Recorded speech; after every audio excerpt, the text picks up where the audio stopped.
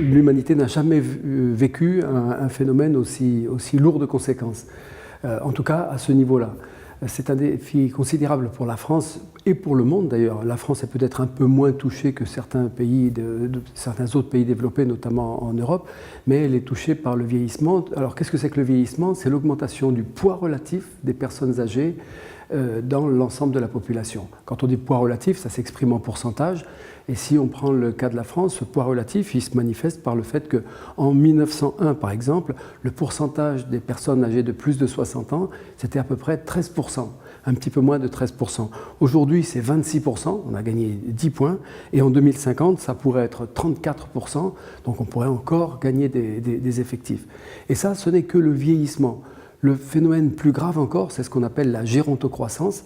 Donc la gérontocroissance, c'est un phénomène qui se manifeste par l'augmentation du nombre de personnes âgées. Parce qu'on pourrait avoir une augmentation du pourcentage de personnes âgées, avec par exemple, qui serait uniquement imputable à une diminution du nombre de jeunes ou du nombre de personnes adultes. Alors que là, on va avoir une augmentation colossale du nombre de personnes âgées. C'est ce qu'on voit sur le tableau que vous avez à l'écran, puisque entre aujourd'hui et 2050, la population française va passer de 67 à 74 millions d'habitants. Mais quand on regarde le détail, les jeunes vont rester à peu près stables, les adultes vont rester à peu près stables, et la seule population qui va croître, c'est les plus de 60 ans. En fait, on va gagner 7 millions de vieux entre maintenant et 2050. Ce qui veut dire que la France de 2050, ce sera à peu près la France d'aujourd'hui, avec 7 millions de vieux en plus.